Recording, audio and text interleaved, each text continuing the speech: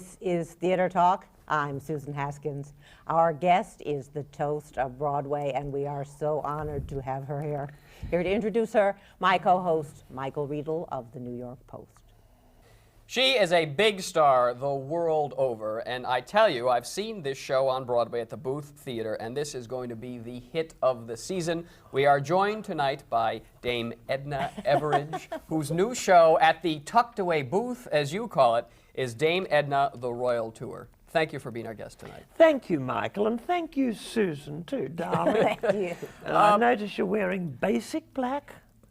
I'd like to prize you out of that. I would put you in something a little bit saucier. Yeah, but then she would show me up on the show, and it's, you know, I'm You're the host nicely here. dressed, too. Thank you. And I'm glad you're not wearing those military clothes, fatigues, and grubby T-shirts that a lot of men wear now. And a lot of movie stars wear, too, And they do. all over the The place. bigger they are, the less they feel it necessary to look nice on television. Whereas for you, my viewers, and old fans, I've no doubt of Susan and Michael, I've gone to a bit of trouble.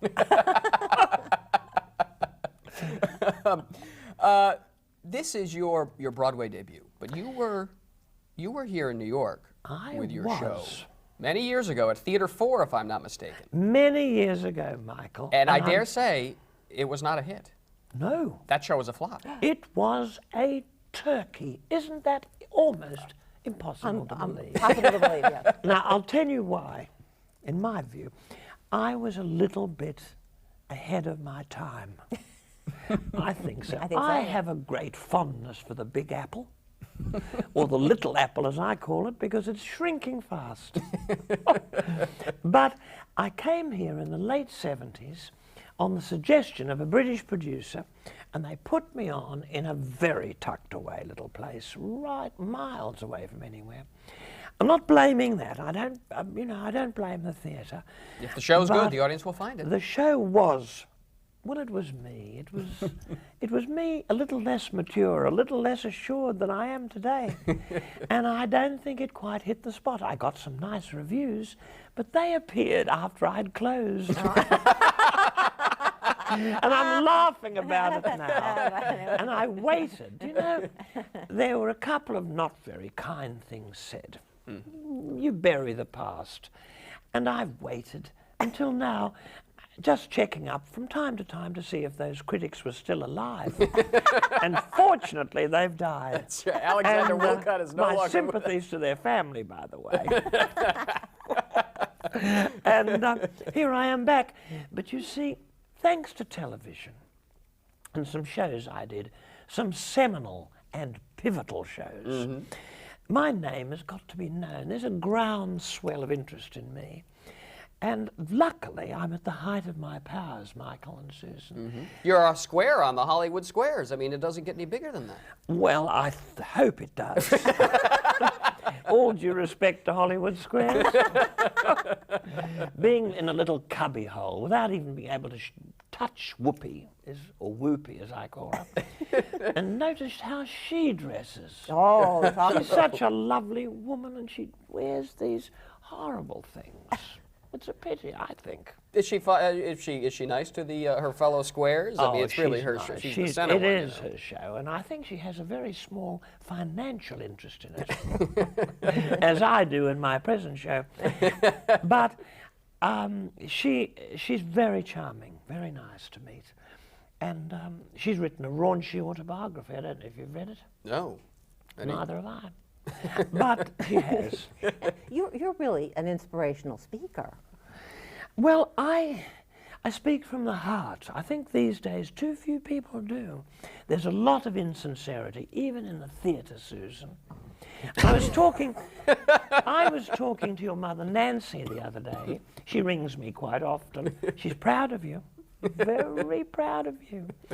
And she says, "How do you think Susan's going?" And I said, "This girl," I said, "has a lovely way with people because, of course, you're fond of living creatures. Look at little Inky. Look at that other little pussy of yours, Griswold. You look after those animals, And again, you have a broad outlook.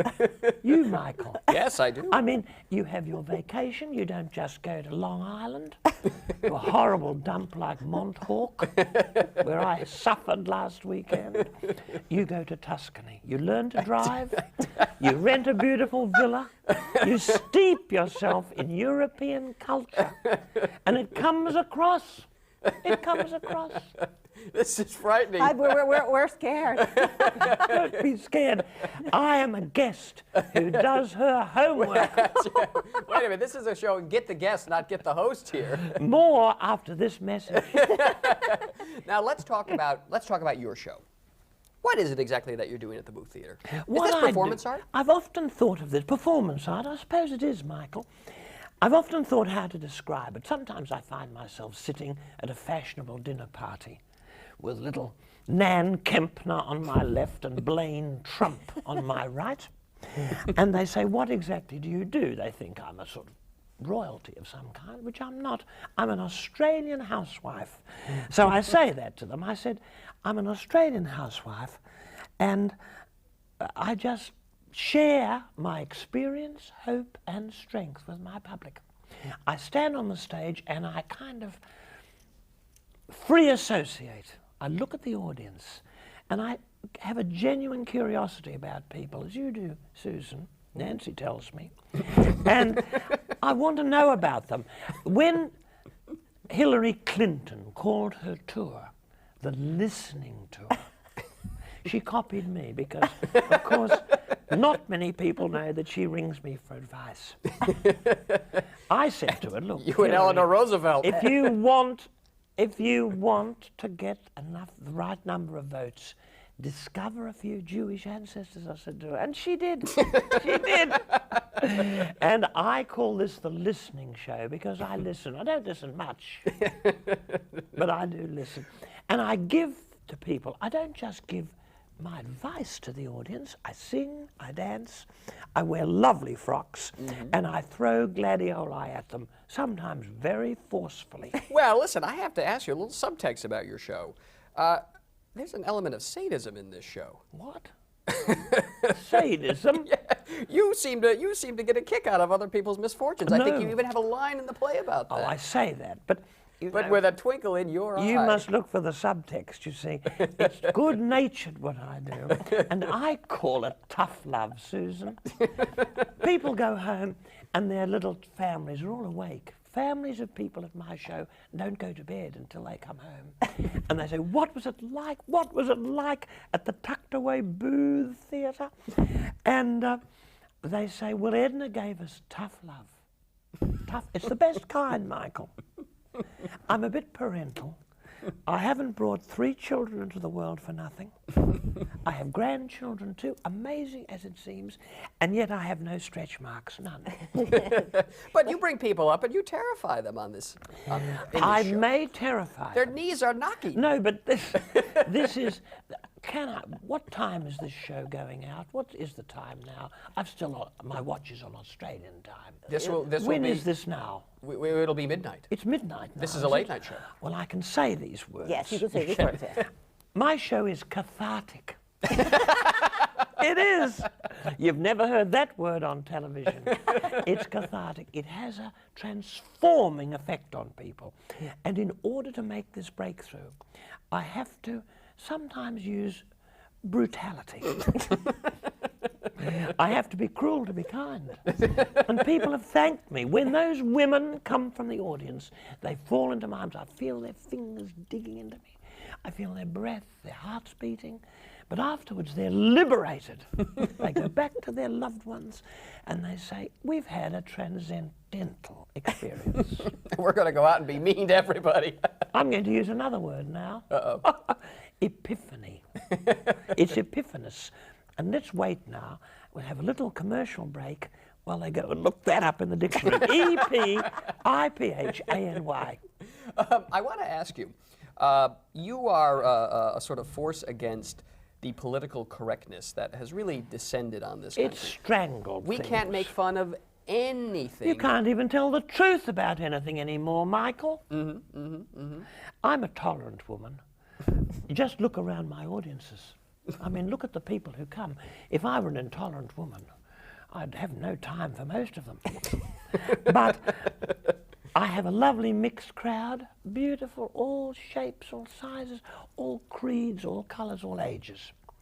And I'm lovely to them all. And yet I have to tell the truth, you know. If there's a woman wearing a horrible frock, I'm afraid I have to tell her. I do. It helps her. Women have written to me and said, "You helped me, Edna. My marriage has been saved." Things like this, the letters I get. I don't do my show for the money. I think one of the reasons people adore me, and I can say that and not seem conceited, that's a lovely knack I've got. But people adore me because I'm obviously not in need of the money. I'm not begging.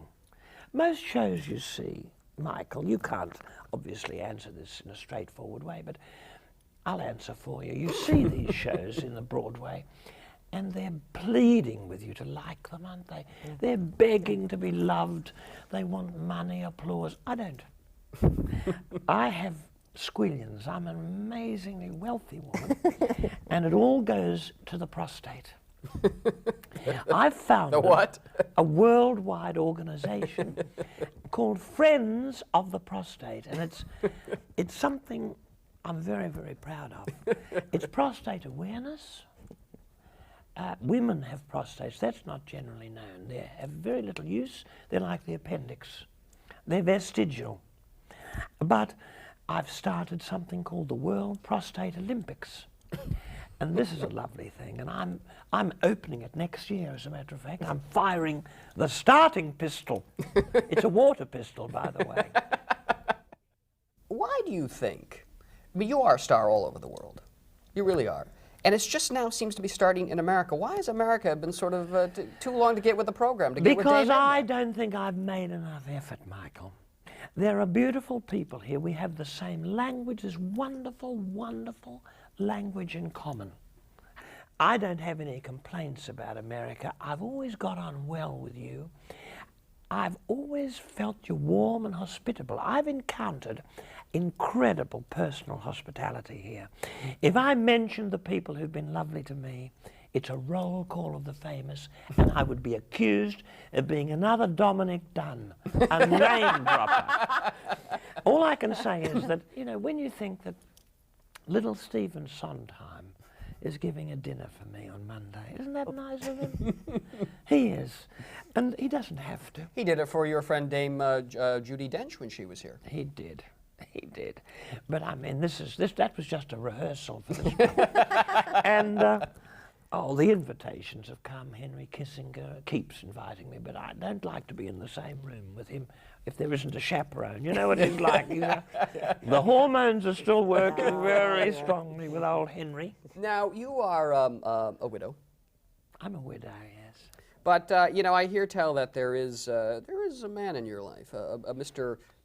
Barry Humphries. Oh. I mean, is he a Svengali type character in your life? Barry was a talented fellow in Australia many years ago. I was a housewife. My girlfriends had entered me in the Lovely Mother competition. We had a newspaper in Australia called the Morning Murdoch. That was the name of it. And I've since become a very, very close friend of the founder, the son of the founder. And another high-achieving Australian. And his boss. He's my boss. I work for the New York Post, which he owns. Hello, I know you're watching.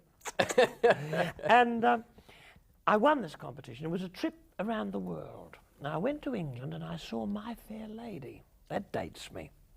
That was a show about an ordinary little woman, flower seller, who becomes a duchess. Well, it influenced me. I internalized the message. I went back to Australia. I still cared for my family, but I wanted to be an actress. I wanted to be on the stage. And I began doing little shows, and Barry became my manager. I signed a contract with this fellow, and it turned out to be binding for my lifetime. I've had top lawyers on this case. I have been unable to sever my connection with this leech, this sponger. So much so, Michael, that people writing, journalists less researched than you, have even accused me of being him. Sickening thought. Tell that to my gynecologist. All right, the show is Dame Edna, the Royal Tour. Why they call it the Royal Tour, I don't know. Yes, why do they call it the Royal Tour? It's just a It's name. your show, it's your title. They thought it was a nice idea, and I didn't like to depress them by saying I thought it was a rather silly idea. But it is my show, and it's up above the Booth Theatre in the smallest lights you've ever seen. And you can feel the audience. I mean, this thing is going to take off. You're in previews now. Don't you feel it? I'm getting a little bit of a vibe. Well, by now she will have opened to smashing reviews. But fame won't have spoilt me. Good. No. And whatever they say, darlings, it is an audience-friendly show. And so far, no one has asked for their money back. It's friendly if you're not called on. Dame Edna, we are delighted that you came out to be with us tonight. Thank you, Susan. Love to Nancy, by the way. The show is great. It's absolutely hilarious. And next time you can borrow my villa in Tuscany. Thank you. I will take you up on that offer. Dame Edna, thanks for being our guest tonight on Theatre Talk. Goodbye, and thanks for having me at your place. Good evening. I would like to introduce to you a very close friend of mine, Mrs. Norm Everage, a housewife from 36 Humoresque Street, Mooney Ponds. Ladies and gentlemen, Mrs. Norm Everage. Excuse I?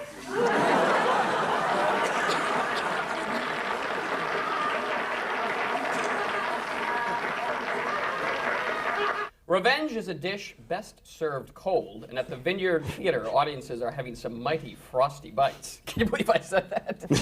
No. There's a wonderful new play at the Vineyard Theatre called Fully Committed. It's about working as a reservations clerk in a fancy New York restaurant. It was written by Becky Mode and performed brilliantly by Mark Setlock. Becky and Mark, welcome to Theatre Talk. Thank you.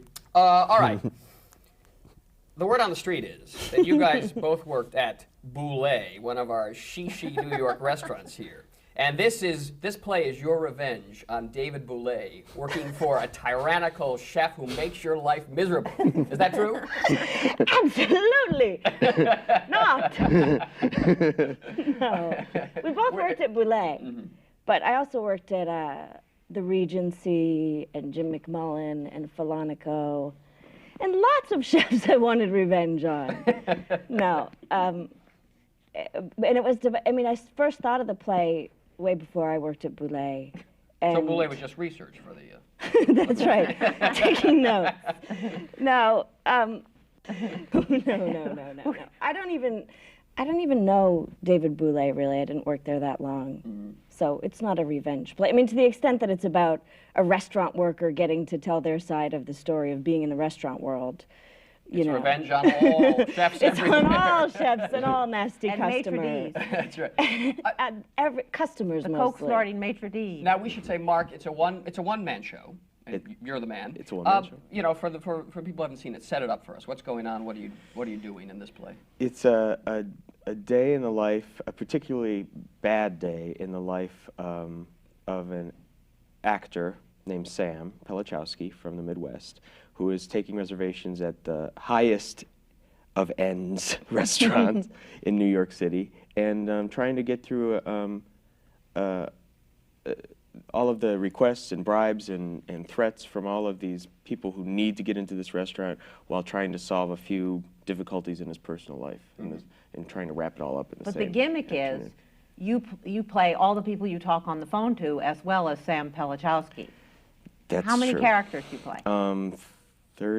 About 30, I think. 35, 30. Yeah, I don't Somewhere around there. It used to be more, but we cut a few. And of course, the characters in the restaurant are fascinating because you do have the tyrannical, sadistic chef who makes you do terrible things in the play, the coke-sniffing maitre d', the fruity-tooty English woman up there for window dressing for the guests to come in who doesn't get her hands dirty. I mean, these are all, are these all characters in the real restaurant world, people that you observe? Well, as I say, they come from, I mean, they're inventions, but they come from sort of stereotypes of you know, from working in different restaurants, putting together stereotypes like, you know, the theatrical maitre d', every maitre d' will have a hissy fit at one point during a Saturday night, or when a food critic comes, or one of those things, and the sort of fancy hostess. I mean, I remember I was there recently to a restaurant downtown to apply for a job once, and the people applying were so beautiful that I took one look and I was like, no,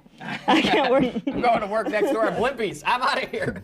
Basically, yeah, they're Now, what makes this play so delicious is it almost reads like collected works of Page 6. It's full of gossip about famous people. I mean, there are great tidbits about Naomi Campbell, and who are some of the high society ladies who are trying to get in? Nan Kempner, people like that. But it's not. Are these true? I mean, these tidbits Yes, about is this Naomi true about Campbell? Naomi Campbell? No. Is she really That she vegan? calls in and she says, you know, she wants to sit in this kind of lighting, or we'll have new lighting track put in for her table. No. I mean, I think both of us got sort of outrageous requests sort of behind the scenes and at the tables from celebrities, but the ones that we used in the play are completely made up. Most of the ones that happened in real life, we had them in earlier versions. People didn't really believe them. They seemed too, seriously. It was like, that doesn't really seem realistic. And it would be like, that happened. So the task was to make an invention that has the whiff of reality, but it's not, that Naomi thing isn't true. And actually, to me, the Naomi thing, she has a really, you know, the character Bryce in our play, her assistant. Right? Yes, her Keeps calling officious up and celebrity And making assistant. demands for her Yes. party of 21. Exactly, and her all-vegan tasting menu and all that. But it's really, to me, it's more about that character, because if you work in a restaurant or probably in all kinds of service industry, you get tormented by guys like Bryce. More than Naomi herself. It's sort of the culture around the celebrity, her assistant, and then Bryce has an assistant. And Does that ever happen to you? Never. That never happened to you? Now, when you were rehearsing this play, I mean, just tell us, how do you keep 30 characters straight in your mind? I mean, you're flying all over the place there. 9 people on the phone, and you keep switching each one, and all of a sudden you're the chef, and you're this, and then you're Sam Pellicciano. Pellicciano, yeah, that's good. You'll say that tonight. Thanks. I guess, well, it's a lot of repetition. It's like doing a big monologue, and memorizing it was the hardest part. And every time we did edits and changed things around the order, that was really quite a trial. But once I have it in my head, I have little key phrases to lead me to the next thing. Like, for instance, one time Stephanie says, I can't leave the podium right now. Jean-Claude is apoplectic. And who else is apoplectic in the play but Caroline Rosenstein-Fishburne? She's the next call. And after her. And then the little key words like that. You know, right. And then at one point, Caroline Rosenstein-Fishburne says, Sam, tell Jean-Claude it's an urgent situation. And I go on to the next urgent situation, which is Bryce, talking about the vegan menu. So I have little clues like that, and I get lost. Do you ever slip up a little bit, and all of a sudden, you know, the voice of Caroline Fishburne is suddenly the chef's voice, and you're kind of back. Occasionally I've gone to the chef phone, and I'm supposed to say, yes, chef, you know, when he buzzes, and I've said, reservations, can I help you?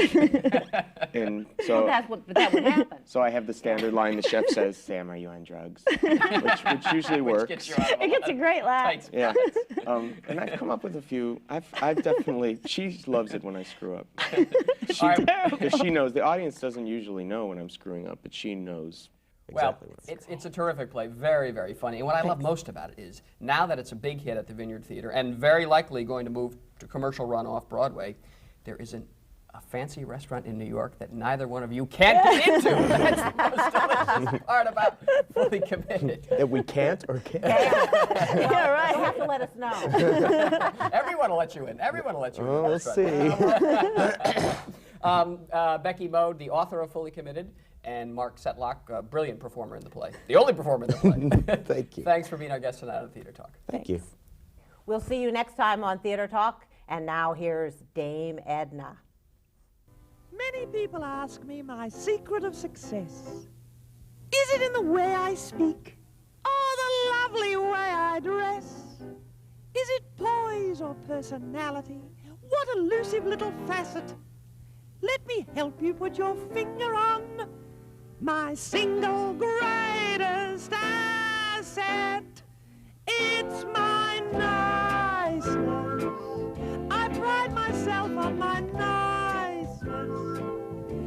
such a gift without price to be nice even when you feel blue. 'Cause I really care, and I've come here to share my wonderful, wonderful niceness with you. And the world will be nice to you. Yes, the world will be nice to you. And wonderful, wonderful niceness. We'll see you.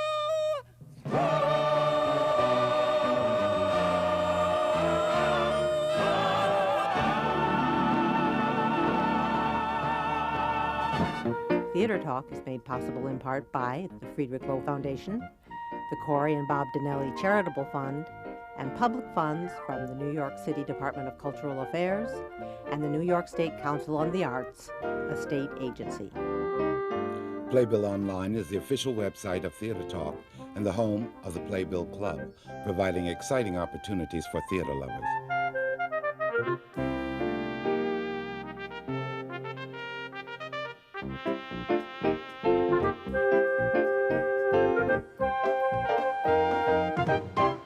We welcome your questions or comments for Theater Talk. Thank you and good night.